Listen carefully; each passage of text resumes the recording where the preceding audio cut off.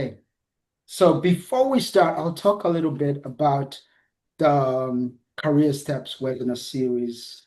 So this is an event organized by the Graduate Student Committee at NARST, mainly to support graduate students. And every month, at the end of the month, at the last Friday of every month, we have these events running where we invite different guests.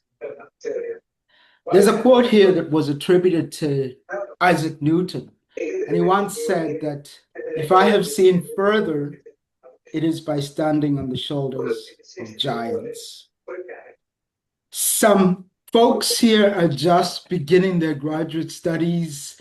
They're just thinking about what career trajectory they would like to pursue. Some folks are thinking about what research agenda they'd like to pursue. So we hope that by listening to the stories of our guests, people who've gone ahead of us, people who've seen farther, that you'll get inspired as you craft your own path, as you begin your own journey.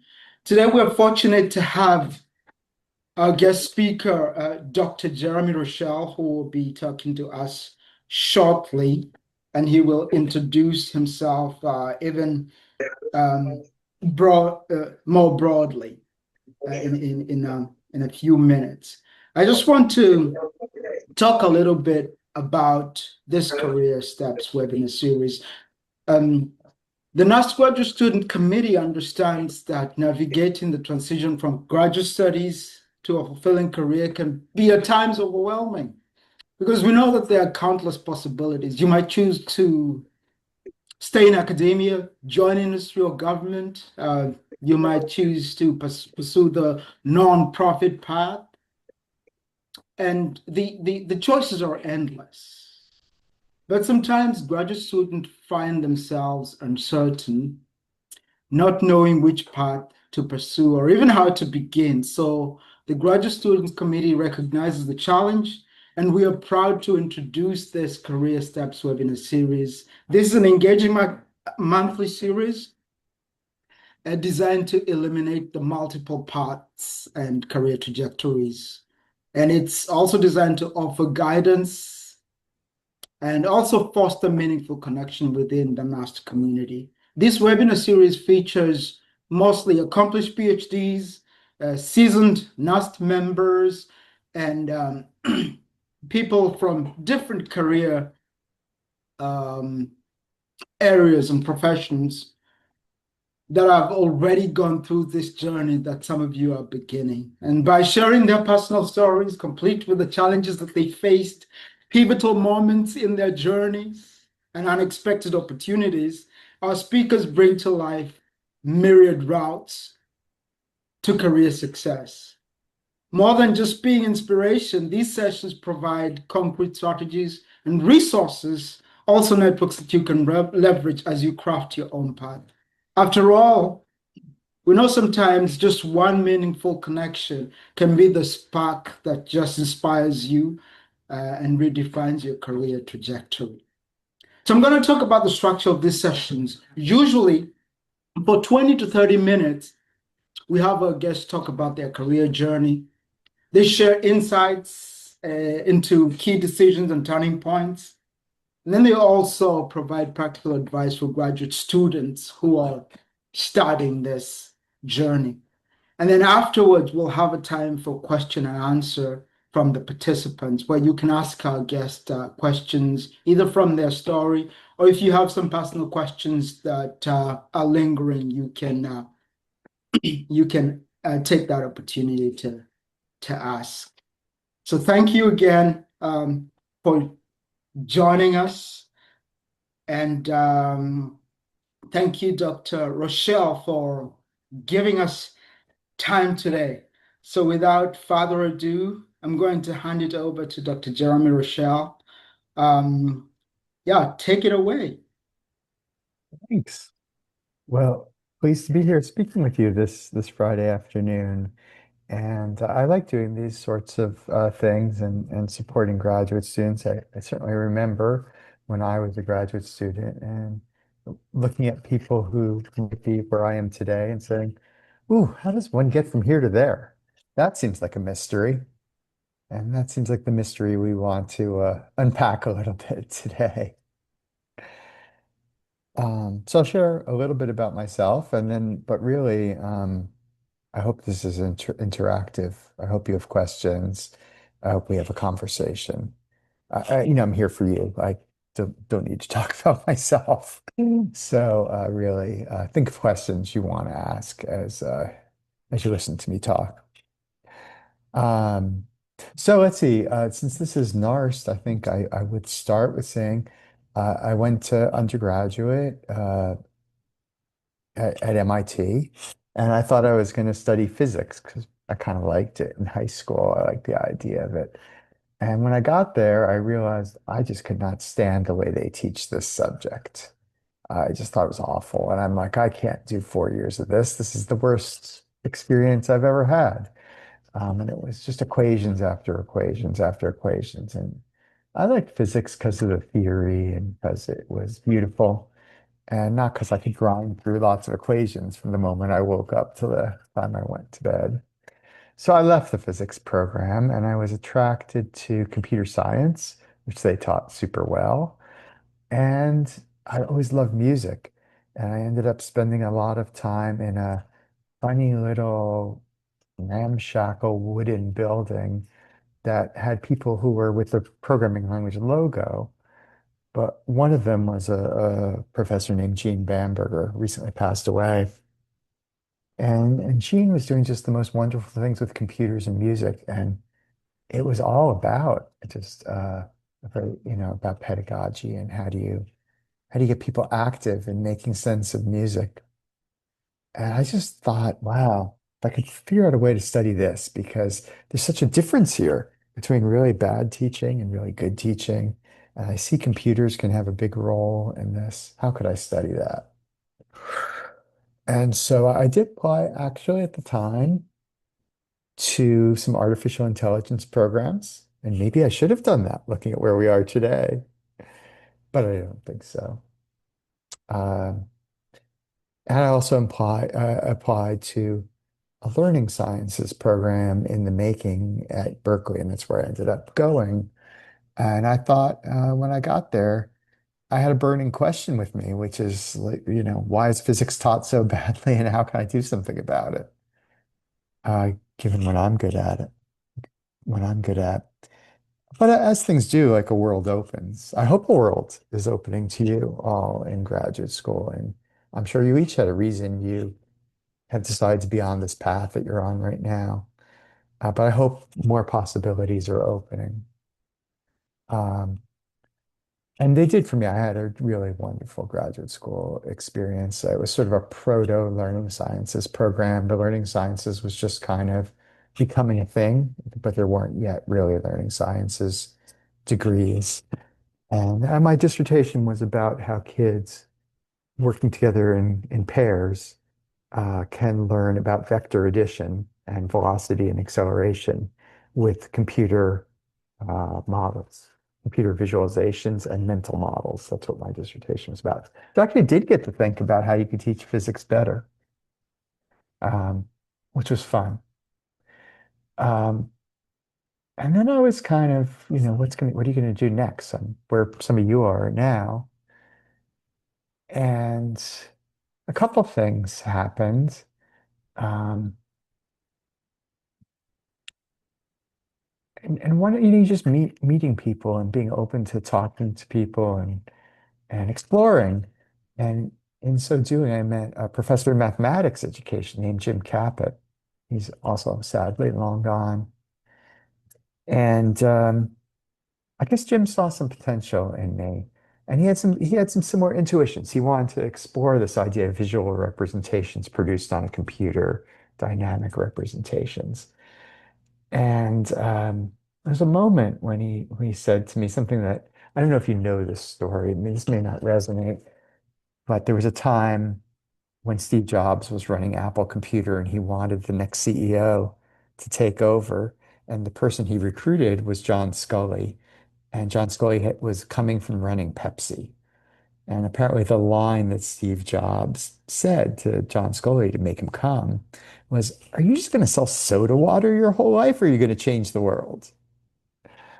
And Jim Caput said something like that to me. I don't want to be offensive to all of you who are studying science here, but he said, physics is like at the end of high school, and the battle's lost by the time you get there. You've already selected down to many fewer students. The great diversity of students who might be attracted to science has already shrunk. If you want to change the world, you got to study math because that's coming much earlier. And so I didn't actually know much about math education, but I had this great opportunity and I worked with Jim for many years. And same ideas about how visual representations could help with learning math, with physics, but instead with learning math is what we really worked on and worked hard on. How do students build conceptual understanding? And these issues translate to science or math. It's the same. But I will say, part of it for me has always been I want to do really good science and I want to have a big impact. And like, how do you balance those two things? And so shifting over to math, I still don't consider myself a math education expert. I was just having this huge debate with my colleague Nicola, who is a math education expert. And she was teaching me some things about fractions I still didn't know. So I really rely on people like that. I think when I look at my career, one thing that's been super important is mentoring relationships and being willing to partner with people who are peers and are different from me and have really different expertise. And so one of those relationships, still a great friend today, is Stephanie Teasley. We ended up at the same summer internship by accident.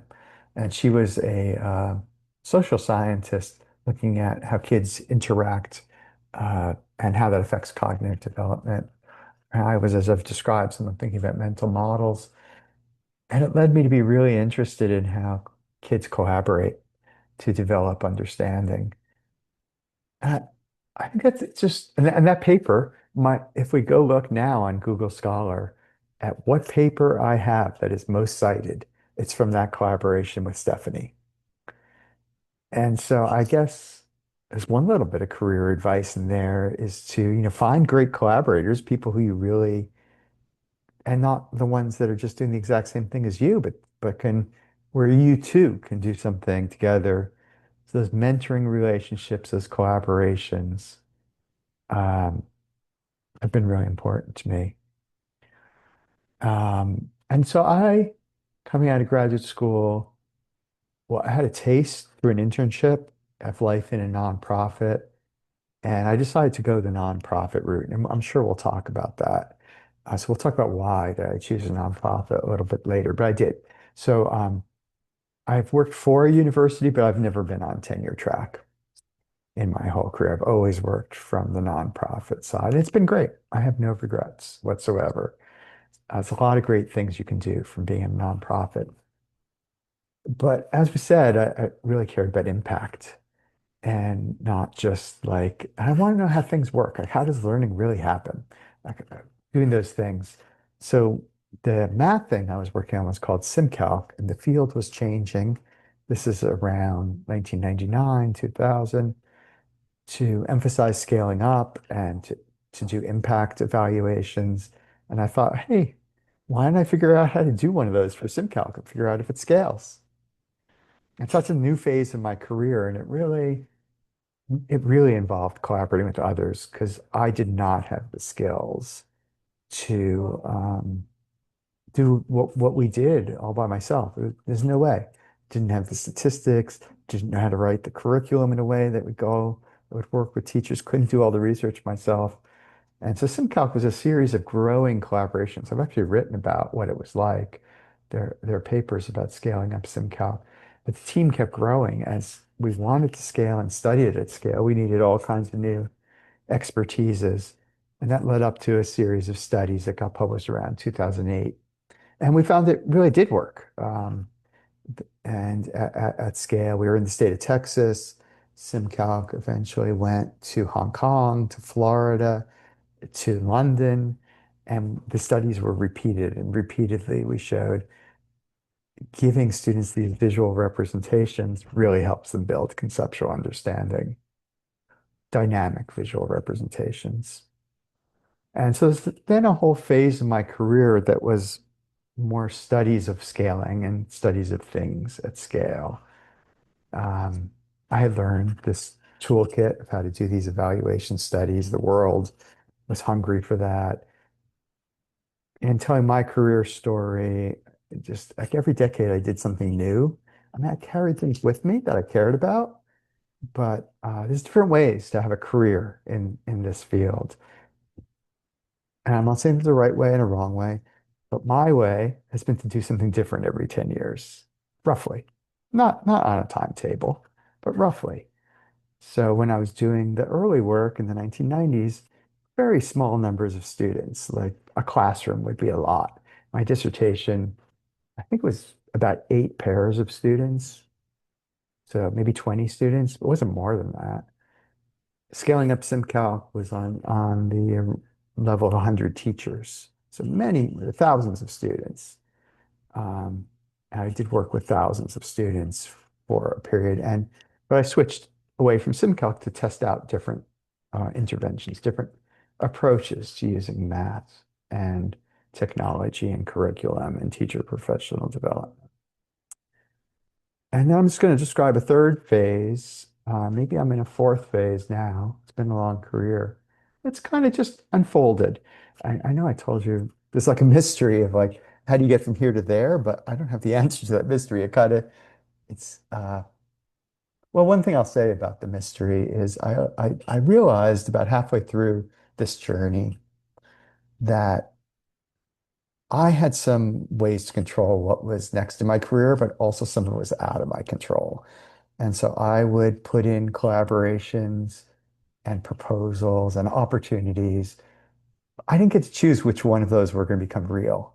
The world kind of got a vote too. And you know what? I just let go of it. Whatever the world told me to do, as long as it was like a thing I had proposed or a person I wanted to work with, I just went for it. And I didn't protest and say, no, but I really want to do this other thing. I just kind of went with the flow. And that's part of the story of this change every 10 years. Um, Then I was at a place called SRI International. If you're at a nonprofit, I mean, one thing that's true is you're always raising money to keep your research going. It's really true at universities. Also these days, at the beginning of my career, universities would, it, professors could have a couple of years without any grant funding and no one would think a thing of it. It wasn't a big deal. But these days, professors are also always writing proposals. Anyway, I realized that it was hard to always get research studies funded, and it would be just a good thing if I could start doing community building because the National Science Foundation uh, wanted people to run PI meetings for them, and they also wanted knowledge building communities of scientists. I thought, hey, I could run one of those, and that would, be another source of funding for me to keep myself going, and it would be a little. Those things last for 5 years instead of 3 years. Actually, the one I ran went almost 12 years. And so originally it was a move just for financial sanity, um, that I was going to start running research communities for NSF. But it ended up being a great thing on its own. I ended up deciding I liked it, and that I found it really rewarding to help others connect and find ways to interact and build collaborations. And so I have a whole phase in my career that was about building research hubs. And I would say now I'm out of that. We have the research hubs. I could see that AI was coming back because I could see it in the work that people in the hubs were doing. It wasn't my work, but I could see it was coming back. And so we started to jump on that way before ChatGPT. And so now I'm in a phase of my work that is much more about AI and education. Everyone is in a way. It's become the thing. Uh, and it combines the research hub thing. And so I'm getting to run a grants program from Digital Promise. And it's very exciting about AI infrastructure for education. I find it super fun. I feel challenged every day. I feel Oh, I'm sure you've heard the term imposter syndrome, and I'm sure you think like Jeremy, he couldn't have any of that. What, how could that be? But if you don't have imposter syndrome, you're not pushing yourself hard enough, because I'm always trying to be out on my edge with new people, trying to do something that's interesting and challenging to me where I can learn something. And so that's this part of doing different things every decade. I would say along that path, another thing I learned about myself is that I can be a pretty good manager of other people. And so another aspect of my work since about 2008 is running a research group. And so at Digital Promise, I'm responsible for a group of about 30 people. I like to say of that, I'm not, I hate being micromanaged, and I'm also not a really uh, command and control. I'm not going to tell you what to do 'cause I'm not that kind of person. But it's important in a research group of about 30 people. I don't have to tell you what the direction is, but there has to be a direction. We need some process by which we agree this is where we're going. And I like that process. I like the process of guiding a group of people to have a direction, to have a strategy. It doesn't have to be my strategy. It has to be our strategy. So I put that out there because I've just had a lot of different kinds of experiences as a manager, as running a research community, as running research projects that were completely within my control, like you do when you do your dissertation. And also running the kind of research projects where I was out of my comfort zone and relying on lots of other people who knew stuff I didn't really know, and I couldn't do it without them. So I've just had a lot of different experiences, and it's been a great ride. I'm still having fun. So, yeah, it's maybe enough to get a conversation started. So I'd love to talk with you, hear from you, hear what's on your minds. And I've just put in the chat that you can ask your question. You can type your question in, and I can ask on your behalf, or you Or can just yeah, or unmute you can yourself. ask. Yeah, Yeah, unmute yourself, and then just ask Dr. Jeremy to share.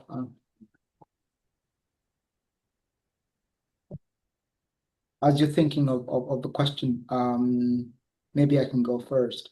sure. Um, what what do you think was the most challenging in your like thinking back through your career and the different changes you've had to make? What do you think was most challenging from the start when you were figuring out the way to go? Yeah, from the start. Yeah. Um, I mean, there are a lot of things that were just kind of like I say, things that happened along the path, but I wouldn't say they were the most challenging. And there's two kinds of most challenging. There's most challenging in terms of like really high learning, like on a steep learning curve. So I would say like learning how to do these larger scale research projects, that was a really steep learning curve. And so in some sense, that's like I wasn't trained to do that. Um, so I was already starting to say, I was trained to run these smaller studies, more cognitive, small numbers of students, careful analysis. That's really what I was trained to do. And so already that was like a big thing because I was trying to run something that I wasn't trained to do and had never done. But I was willing to step up to the adventure and bring along people who could do it. So that was high challenge. Another kind of high challenge is when something isn't working out well in your workplace and you have to contemplate going someplace else. Or the field is like last year was very challenging with what was going on in our government in the United States. So there's different kinds of high challenge. High challenge because you're learning a lot, or high challenging because the situation in your working is disrupted somehow.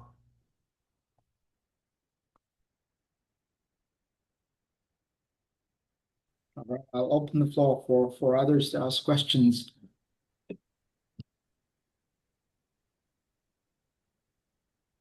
You can just unmute yourself. I see Bolaji. Just unmute and then ask away. Yeah. Okay. Hi, can you hear me? Yes, we can hear you clearly. Okay. Good afternoon. Thank you, Dr. Russia, for sharing your journey with us. And so I have two questions. So the first question is, so you mentioned that you didn't know it all, you didn't have it all, but Yeah, you right. had great collaborations with some colleagues. And you even mentioned having one of like your highest citation from that kind of collaboration. So my Yeah. question is, do you intentionally seek for those kind of collaborations or they just come to you? I also happen to have like a sociology background, and I still do not feel like I am so much sciencey like STEM. But all the projects that I've been on, my current department is instructional technology and learning sciences.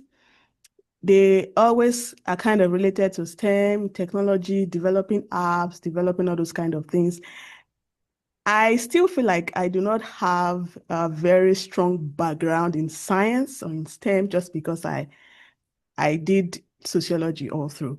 So I always have a sense of incompleteness, especially when I desire to like maybe have my own research lab and all of that. I don't know where the science part is going to come from.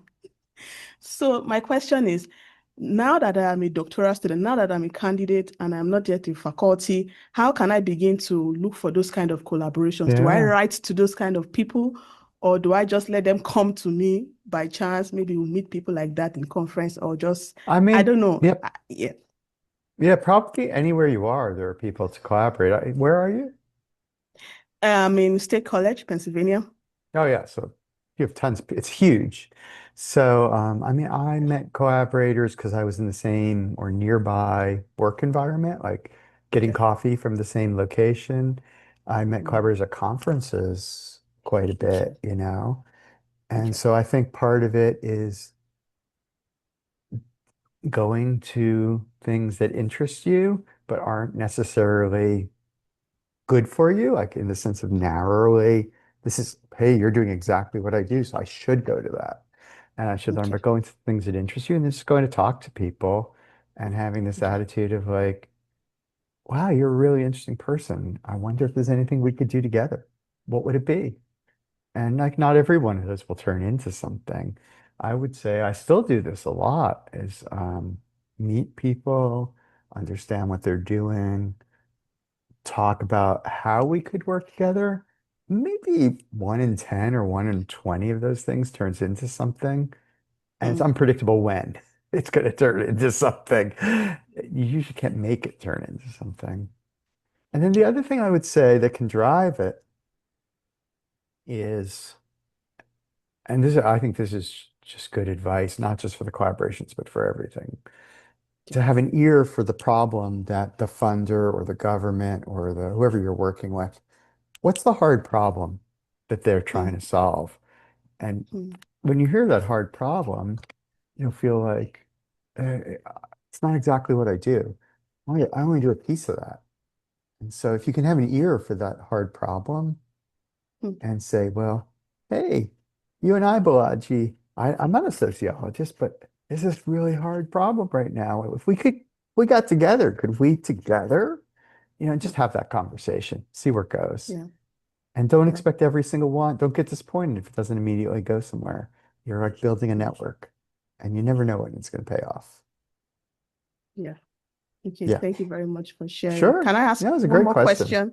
Sure. Can I ask one more question? Okay, so my other question is this. It's a funny question, but I just feel like I am just beginning to kind of understand my own direction, Hmm. especially for research, different from my advisor's project. As a grad student, you work with your advisor, you do 20 hours job and all of that. So I am just beginning to like find my own personal direction. And now there is an AI flow going on. And it seems as though every other Yeah, person right. that is not doing anything AI, you are going to be out of business in the next 5 or 10 years. So I feel like, how am I supposed to manage the present, the future, and all of it? How did you, I don't know if this happened during your time, how did you go with the flow and Yeah, allowed, yeah, and you didn't resist what the society, the kind of, changes that is going on in the society. How did you go with that flow? How am I supposed to start yeah, going with the flow of AI now, which I really hate to do, but I just have to yeah. come to terms with reality. Right. I mean, it's always a mix of I'll just tell you how I think about these things is uh when I was young, I was never the most popular kid on the playground. And so I don't feel that need that I have to do the very most popular thing right now. But yet, you do have to be relevant. It's Yeah, hard to build a career if you're irrelevant. And so yeah. the question is like, how do you find that place where it's something you really feel good about doing and feel like you could really do a great job on it and it's relevant. It's not like an either or, but it's hard work. It's hard work to figure that out. And I would say like early in your career, um, I there's different kinds of flavor cultures at universities and other places you might get a job or look for a job. And some of the most prestigious universities expect people to be in silos and do things mostly by themselves. I didn't want one of those jobs. I'm a team player. I wanted to be with other people. I think there's a lot of advantages to putting yourself in a job you're still going to be learning. One of the big surprises, I think, when we hire people who just got their PhD is how much learning they still have to do.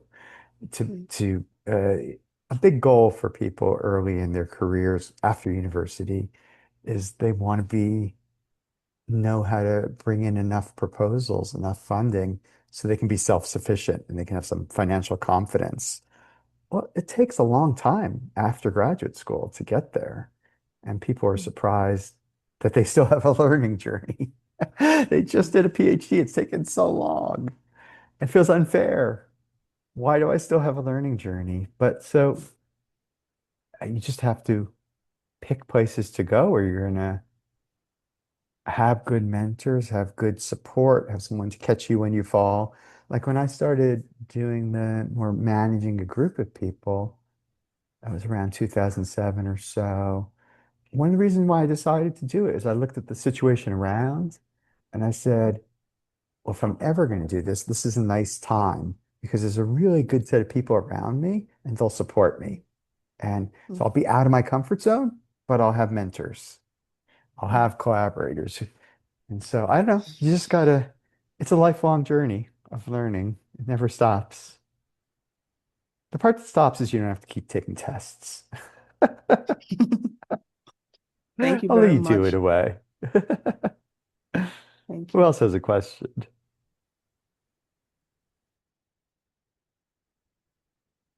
Hi, I I thought have a question. Sorry, I cannot turn on my camera, but thank you it's so much okay. for your yeah, what you shared earlier. So my name is Mutia. I'm currently a postdoc at Illinois State University, and I'm starting to like find another position because my contract's end, and the more and more I'm kind of like thinking about going to becoming like independent scholar. And I just wonder, do you have any advice for that? I know like Going to what? Say again what it is you think you're to be going to? like an independent scholar. I don't want to be. I mean, Uh-huh. like I want to be affiliated with some sort of like institutions, but I'm just trying to like apply for many jobs, and I didn't hear anything back, including like Right. assistant professor jobs and like another postdoc position, and it's just like very tiring for me to just applying and just not. I just want to start like doing something. Like I have ideas, but um the idea of like, oh, I have to be some sort of affiliated with institutions, kind of like Hmm. now fading away. Like I see some people starting becoming independent scholars and still like conducting some sort of articles and things like that. So yeah, do you have any advice for that? And like, have you ever like worked with independent scholars yourself, like within the digital promise, or do you know Sure. anybody? Yeah. Oh yeah, sure. So I think you sound like entrepreneurial to me, and I think that's great. Like go make it happen. Don't wait for it to come to you. So I want to encourage that. I think like one place where throughout my career there's been a lot of more independent people is as evaluators, because many um, kinds of funding require you to have an evaluator as part of a project team.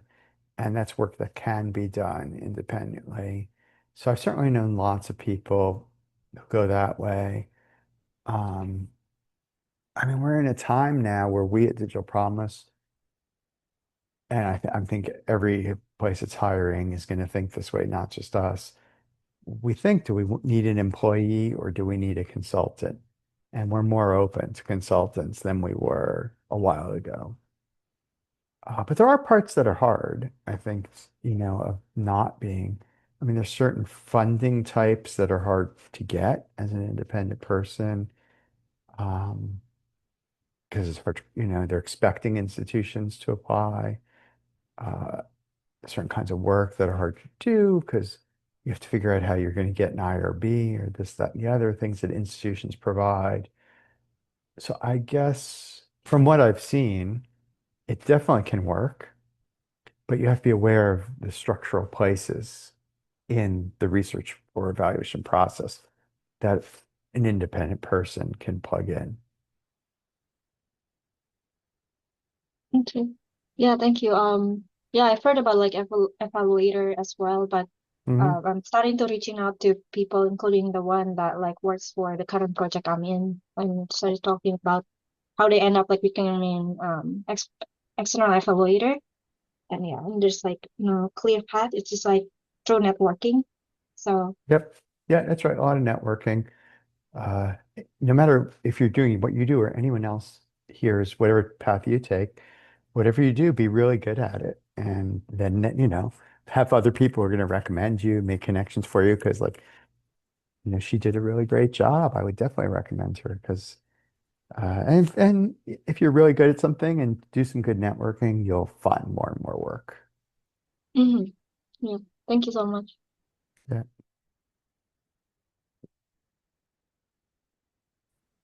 I have a question. I'm Esma. I'm the fourth year PhD student. Hopefully, I will be defending my proposal soon. So I'm gonna be in the job market. I'm doing my PhD in STEM education in mathematic orientation. So Cool. um, I have noticed that throughout the PhD journey, I'm more finding myself aligning with the industry jobs because I have before I joined my PhD program, I also had a master's in education technology. So I really enjoyed the practicing part more than I think just maybe only researching about it. Of course, I like to apply the practice based on research, but as I said, like I really enjoy doing something, dirty when I'm playing with it. So I'm like that's one of the biggest challenge I find it as PhD student and also as the international to be able to find like even non-paid like internship opportunities to be just to find the spot and get to know people. And that's one of the things that I think we are not learning in the grad school, how to kind of reach out or find those people in the industry. And that's Yeah. right now, I'm struggling with it a lot because I had the experience thanks to my master's, like instructional designer and curriculum development. And I want to do something related with that, like with my expertise in STEM education.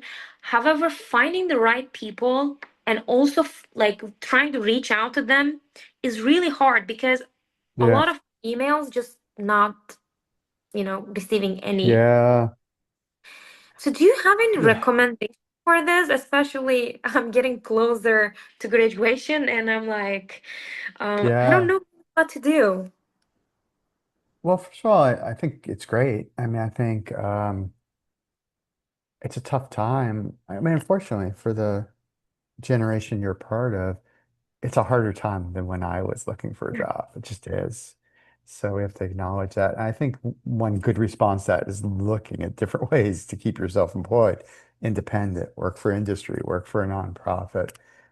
Yeah. And I think it's the rare university professor who is good at preparing people for anything but a university faculty role. So I agree with you that you probably need some more support. Um, I think, the most important thing is to get to spaces where these other kinds of folks are present, like the most academic research conferences. Well, no one's there of the people you want to work for. So you might have to get yourself to like a South by Southwest EDU to see what companies are doing, or there might be something in whatever state you're in that is uh, but you have to show up in the spaces. I mean, it's the same thing with getting teachers to adopt your research. Teachers don't come to your research conferences. You got to show up where they are. So, That's I true. mean, NSTA, you go to NSTA and there's lots of curriculum and technology. So Hmm. go hang out where those people are, where they're going. Walk up and introduce yourself and uh, ask for informational interviews is a great tip. If you find anyone that's either doing what you think you might want to do or is managing a researcher and you might want to be that, ask for informational interviews and ask them, how'd you get there? You know, how'd you make the connection? But yeah, I think there's a lot of hard networking work. And so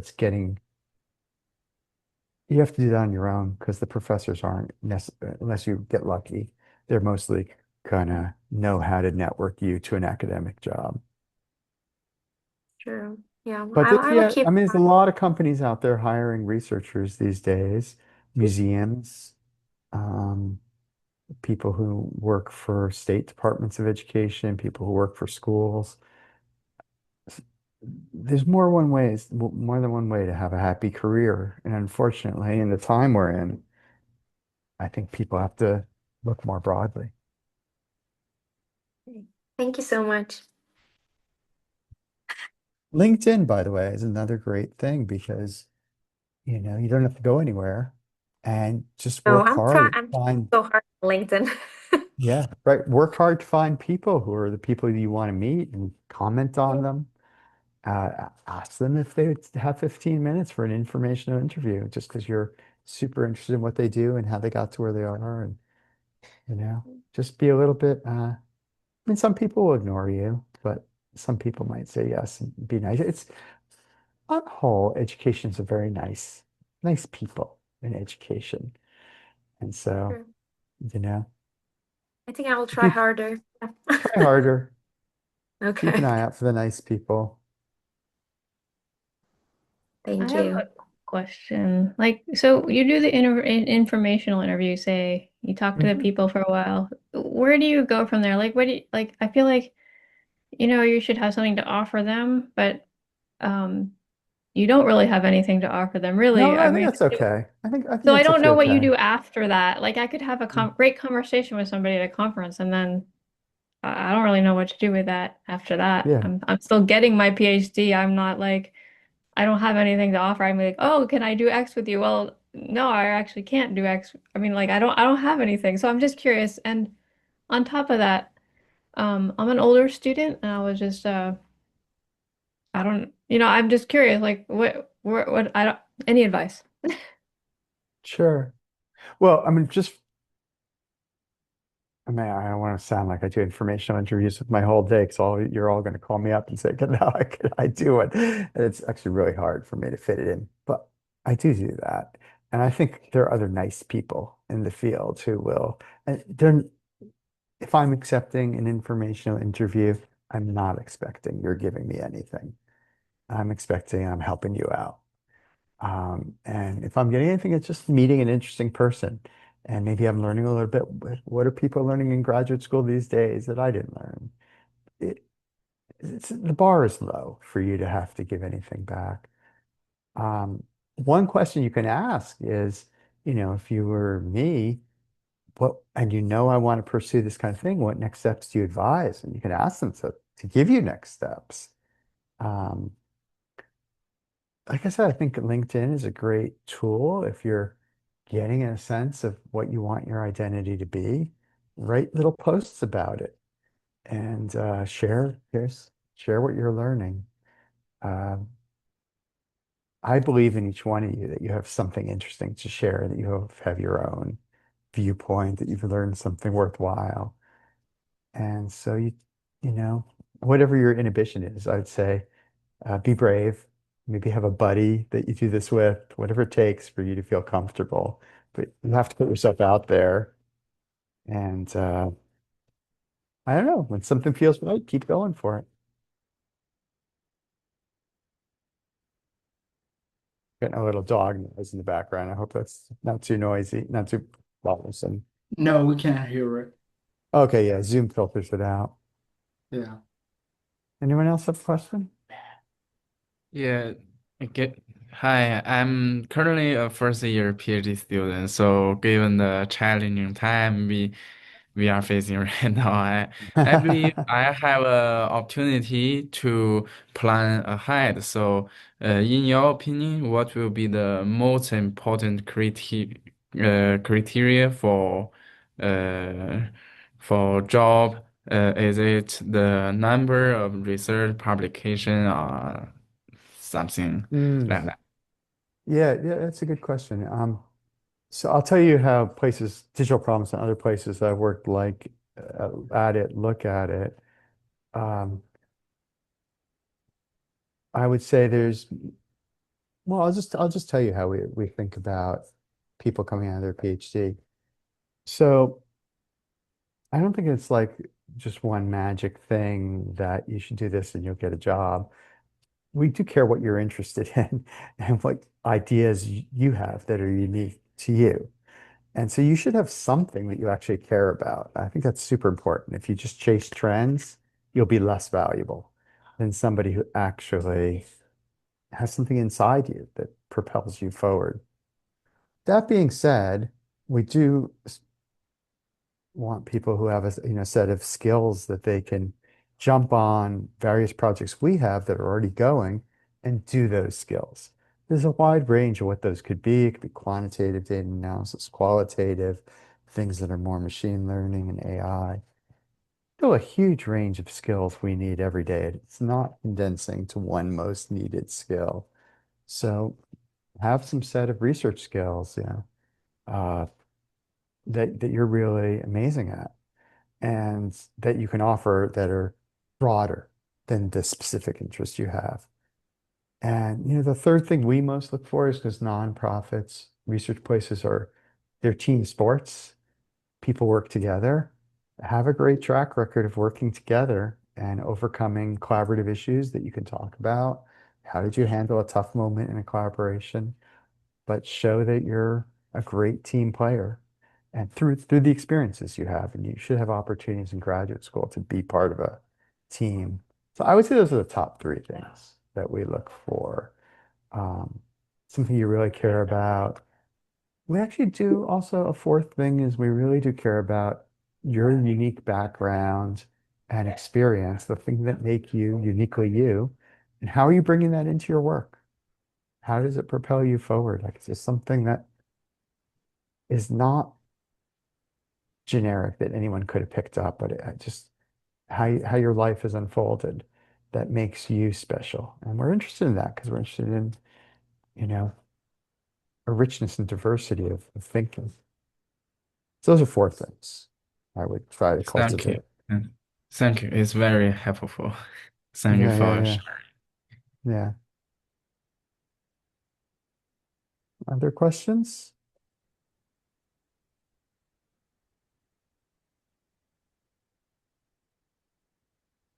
As folks are still thinking, I think Balaji and Esmer sparked a question that I was thinking, like behind, that was on my mind.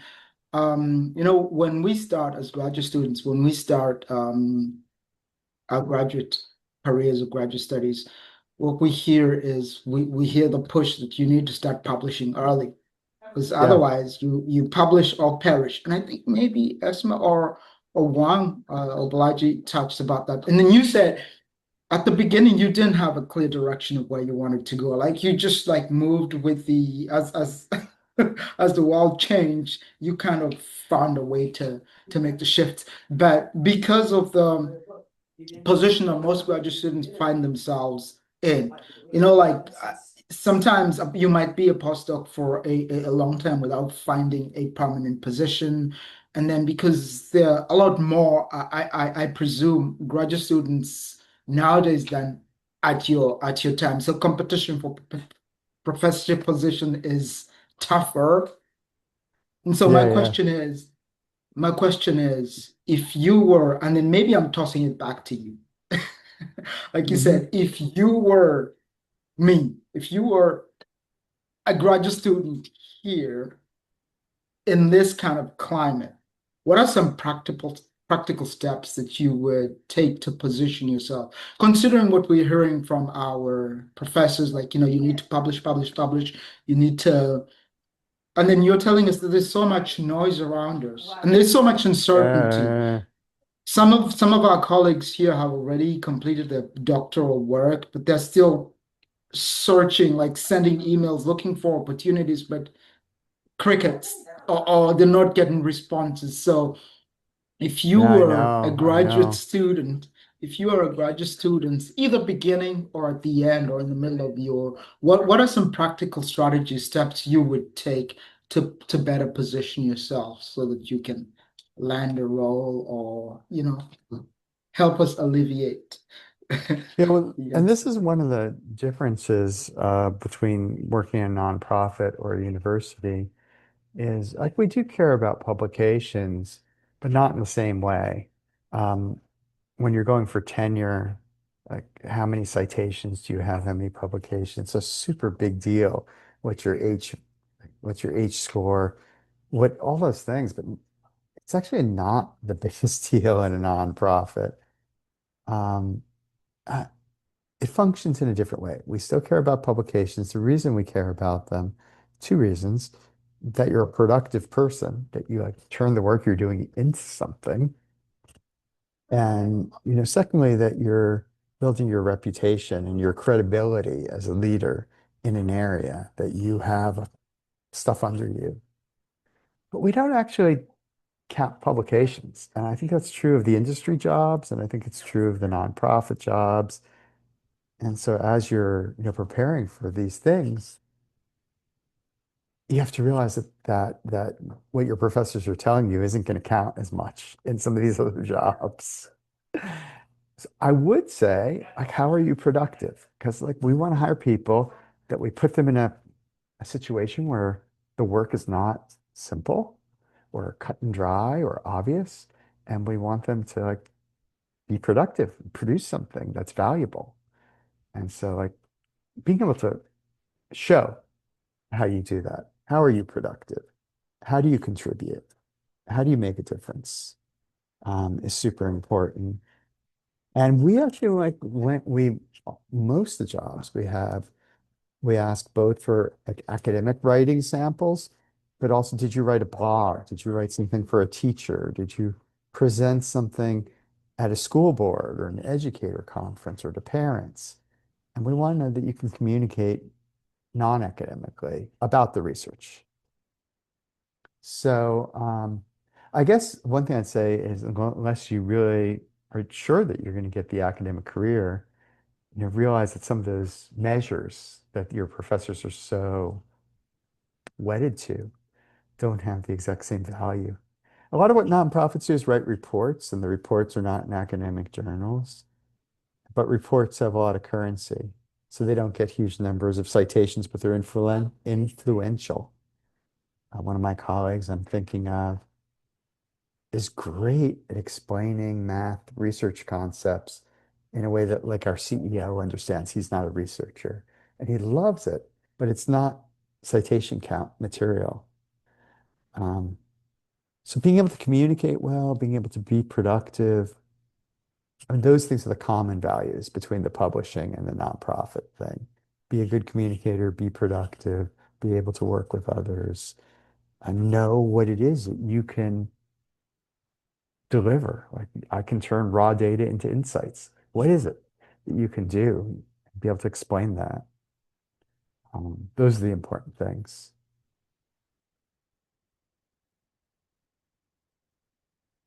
I think you hit the nail on the head